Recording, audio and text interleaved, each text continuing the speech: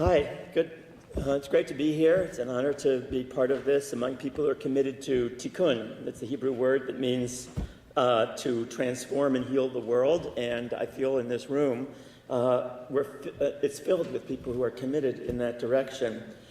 We at Tikkun Magazine and our interfaith organization, it's secular humanist welcoming organization called the Network of Spiritual Progressives, but you don't have to believe in God or be part of a religion to be a spiritual progressive. We recognize the urgency of the transformation.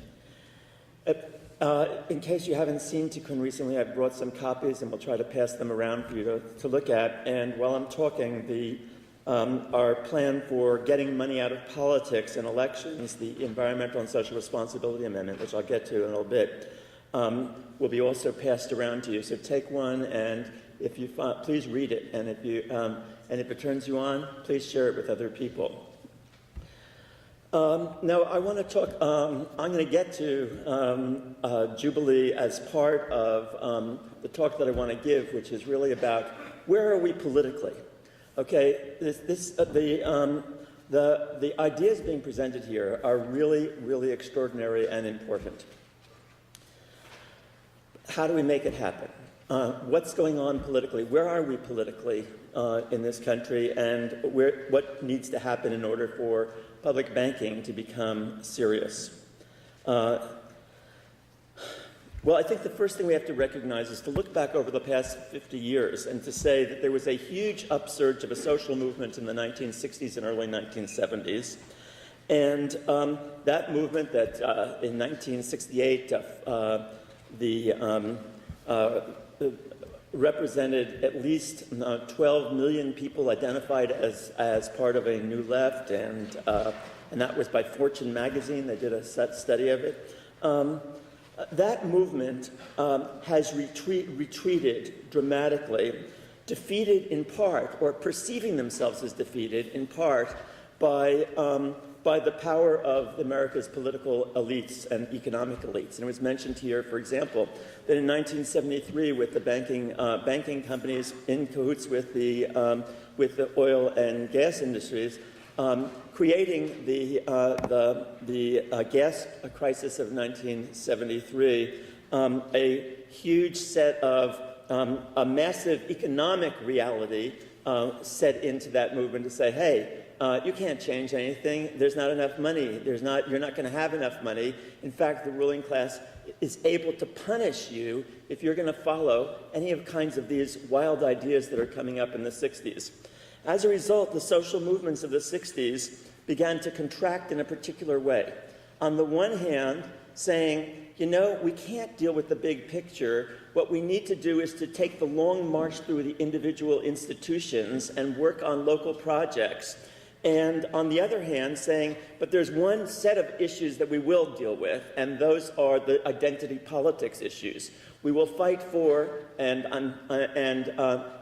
amazingly have been successful in fighting for the elimination of the fight against patriarchy, the fight against the oppression of African Americans, and the fight against the oppression of gays in this country. And that was a tremendous, incredible victory for those social movements that it was just mentioned. The changes that we saw there seemed totally unrealistic when they were first presented, and yet they were actually achieved.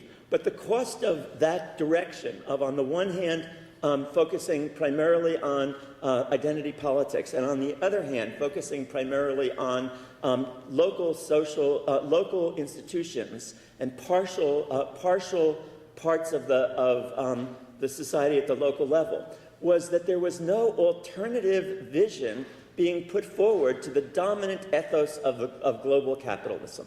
And global capitalism and its version of what's the truth of the world became embodied in the ideology of that world. It became embodied in both political parties. There's been no effective and no serious attempt in either of those political parties. Of course, the Republicans wholly owned by the 1%, but even the Democratic Party, where people still have the fantasy, and it's a fantasy, that that there's an alternative there, but actually the key elements of the capitalist worldview predominate in both parties.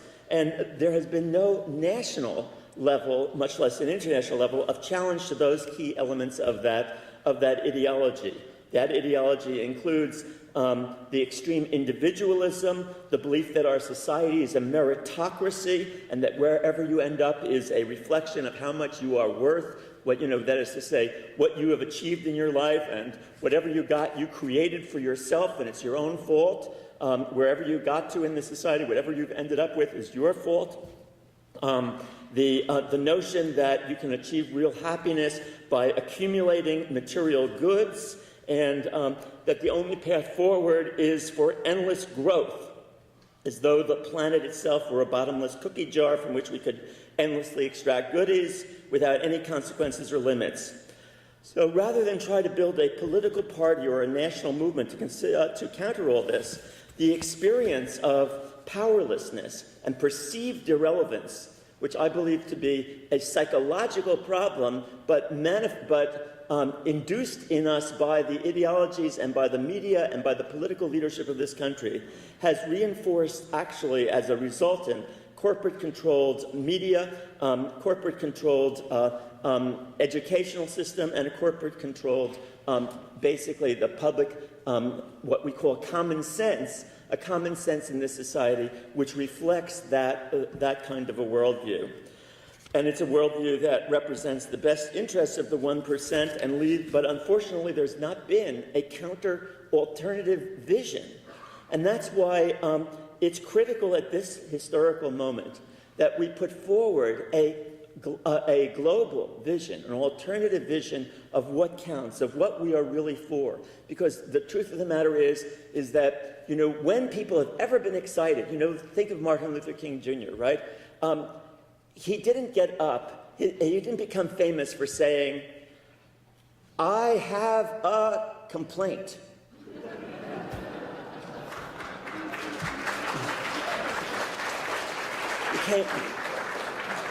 It was the dream, it was the vision, even though it transcended what people thought was possible at that moment, seemed unrealistic.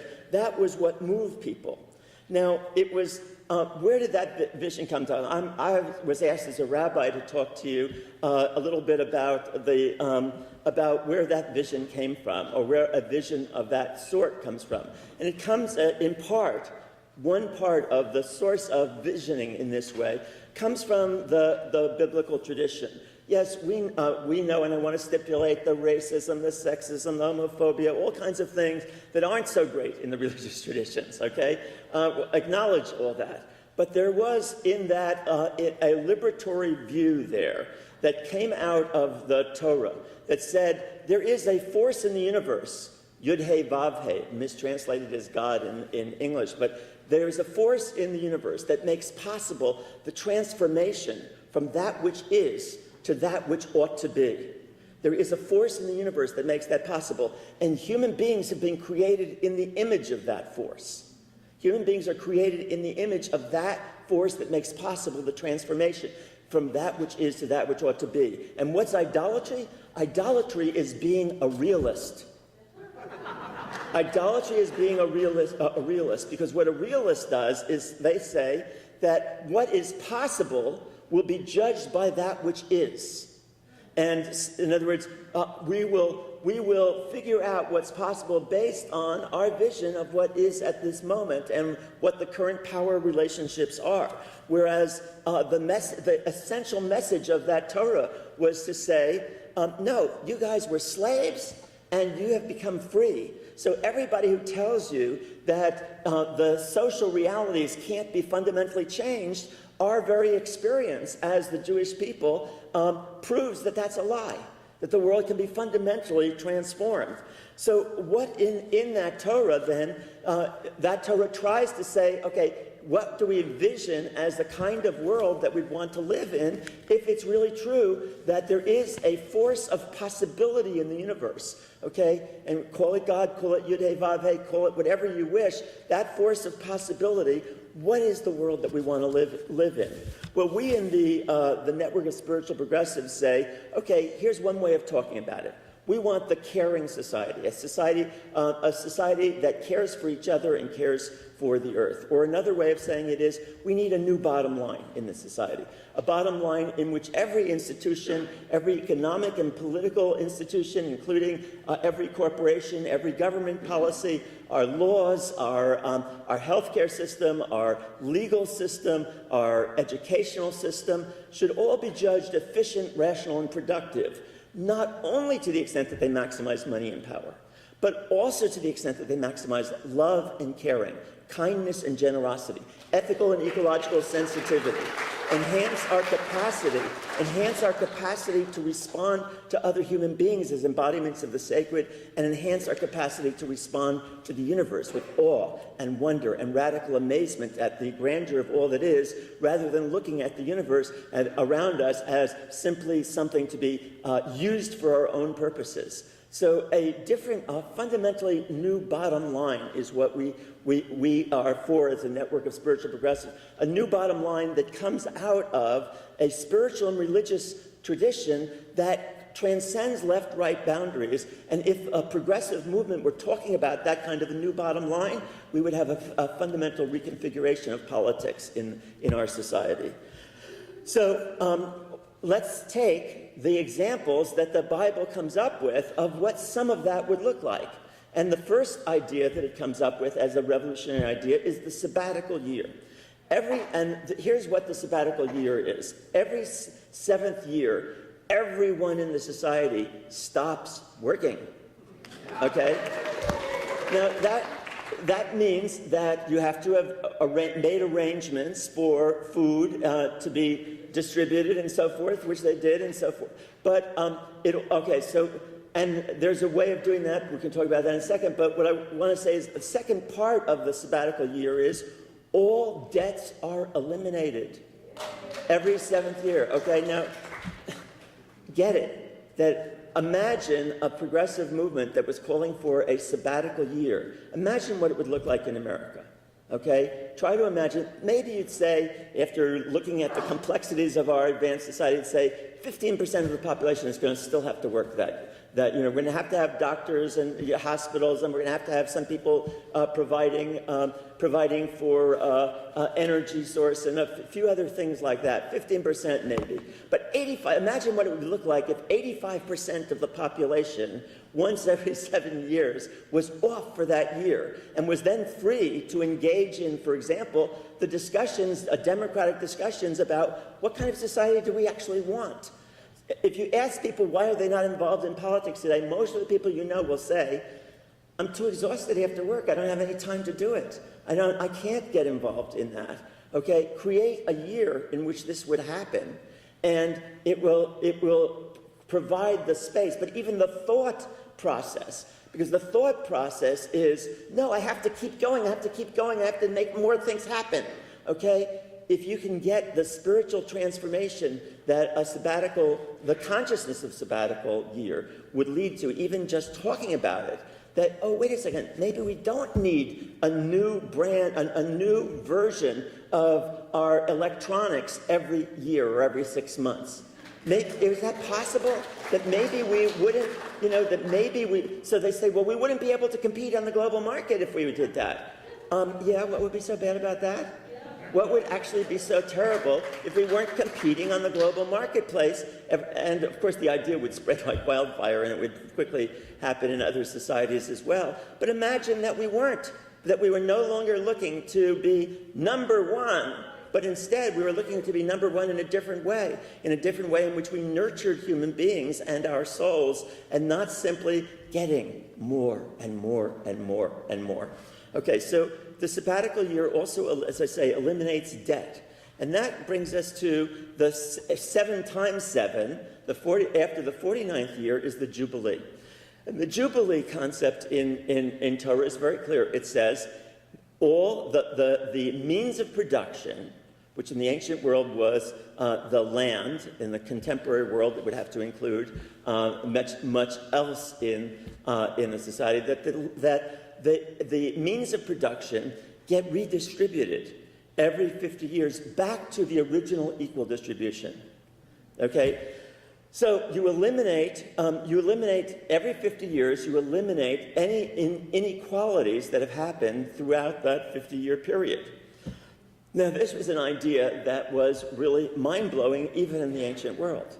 And it was a revolutionary idea to have that kind of a jubilee.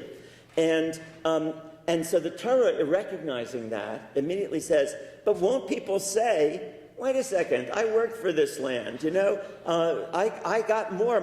These other people were lazy. They didn't work as hard. I got to accumulate more than they did, and now you're telling me every 50 years that I get to lose all this? And the Torah's response is, it says, okay, for here we got to call God in. And so God, and let's say goddess, okay, that the goddess of the universe intervenes in this conversation and says, wait a second. You don't own this earth. The whole earth is mine. I created this whole earth. This is what it says. You can look at it in Leviticus. It's in the Hebrew, the chapter of Behar and on the Mount Sinai. It says, this whole earth is mine, and who are you? You are sojourners on this land. You are passing through. You are passing through. What right do you have? You have no right. You have an obligation to the land. And what's the obligation? The obligation is to care for it and to tend it and protect the earth. But you have no right to it. You have no right to it because this land, you didn't create this land. You didn't create this, and you won't be around that long to control it. So get it. You are sojourners on this planet. And the time will go, and you will pass, and your next generation will pass, and the next generation will pass. And yes, so therefore, I'm telling you, as the God of the universe, redistribute it. Okay. So just try to imagine the conversation that would take place in this country if we put on the ballot in California, for example, the sabbatical year and the Jubilee. Okay, now who would be our allies? Well, certainly we would want to go to all the fundamentalists. It's right there in the Torah, written just as strongly. They're saying, hey, I'm not a hater of gays, but it just says here that I have to treat gays this way, right? Okay, well, it also says you have to redistribute every 50 years. You want to be a fundamentalist? Then come with us. But actually, the idea is not a crazy idea. It's a powerful idea. And it's one which liberates people from their current ways of thinking about, number one, the sabbatical year, about debts, about the ability. And so from that flows a whole different way of thinking about the world. So if you couple the elimination of debts and a seventh year, now, I know that this is far from the existing way that we think, because I, as a rabbi, my congregation, Beit Tikkun in Berkeley, and people come to us with some degree of political consciousness, but even most people say, I can't even do Shabbos of the Sabbath one day a week. I can't, for one 24-hour period, stop using money, which is part of the Sabbath, stop exercising control and power, just celebrate the universe. That's what the Sabbath is supposed to be about. It's about celebrating the creation of the universe. Just have one day dedicated to pleasure, okay? One day a week. And most people say, I can't fit it in, okay? I can't do it, okay? But the good news is that there are a lot of people out there who are able to do it, and it's an incredibly liberating thing. Imagine a year like that. It would be incredibly powerful. Okay, so the Jubilee and the sabbatical year, try to work it out, and I think we can work out what it would look like for a sabbatical year. It's actually possible to do that, okay? But this brings me to the notion of, okay, we need to say what we are for in the largest possible way and in the most radical possible way to put forward a vision of what we are for.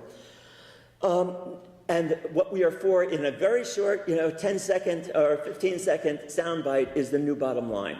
bottom line of love and caring and kindness and generosity, in which every institution gets judged to be efficient or productive to the extent that they're maximizing people's capacity, they're contributing at least to people's capacity to be more loving, more caring, more generous, more kind, more ethically and ecologically sensitive, and more capable of responding to the universe with awe and wonder and radical amazement. Now, if you had that, okay, now, so how do you take this concretely? And so I want to give you two examples of programs that we have put forward. The first one is called the Global Marshall Plan. And the Global Marshall Plan says that the United States should now take the step to bring the advanced industrial countries to dedicate 1% to 2% of the gross domestic product of the United States each year for the next 20 to once and for all end global poverty, homelessness, hunger, inadequate education, inadequate health care. The Global Marshall Plan was introduced into Congress by Congressman Keith Ellison, who is now the chair of the Progressive Caucus of the Congress. Could you believe it? There is a Progressive Caucus?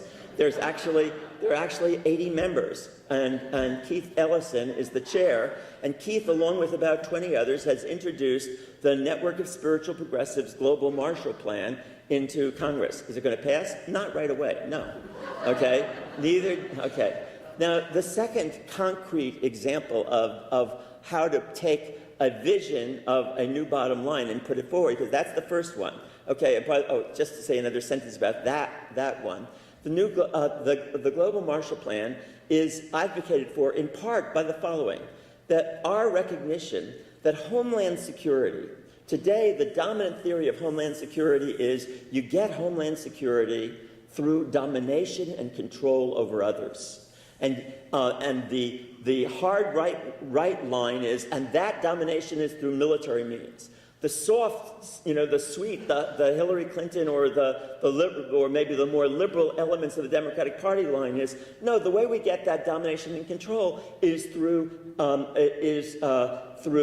economic penetration, media penetration, our ability to diplomacy. All of this, in other words, is a nicer way. It's not pure violence to get our way. But the goal that both sides have, that split, is a split about how we can get to dominate and control the world. Okay? The soft version or the hard version, but it's all about domination. The Global Marshall Plan says, no, the way to get Homeland Security is through generosity. It is through showing the rest of the world that we actually care about their well-being. And if you want security, now, when I say that, you get it? That this is a vision. People don't hear that from the liberal and progressive world. They don't hear a vision of how, they say, well, you don't care about you don't care about Homeland Security, you don't care about our protection. Yes, we do. We care about it, and the way to achieve it is different. It's not through military power, it's through generosity and caring. And when people get that, we will be far more secure. So that's one step of one instantiation of how you get people open to the idea of a new bottom line of love and caring and kindness and generosity by showing them what it would look like in practice. And if you'll go to our website, spiritualprogressives.org, we have the whole Global Marshall Plan laid out there, and you can read it and see that it actually is quite smart. It's not just a slogan. I'm giving you the slogan level because I was given 20 minutes, all right? But there's a lot of thought in there. Please look at it. The second instantiation of the Jubilee consciousness is the ESRA. ESRA, the Environmental and Social Responsibility Amendment to the Federal Constitution. And the ESRA says the following. This is our plan. We call it the campaign to get money out of politics and elections. So here's what it says, and it's somewhat different than Move to Amend, although we totally support Move to Amend, and I greatly appreciate David Cobb's incredible work and the people in the Move to Amend movement and their wonderful work, but we are taking it a step further. We are saying, as point number one of the environmental and social responsibility, the ESRA, is the following. All private money from individuals or corporations from any source is forbidden by law in elections and in politics. And instead, all elections must be publicly funded and only publicly funded, okay?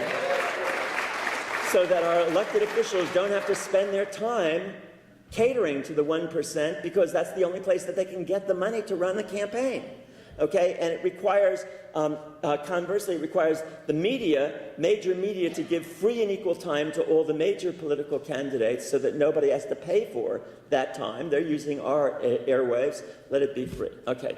Now, that takes a major step towards getting the power of the wealthy out of our electoral system. But is it enough? No. Why? Because capital can always strike.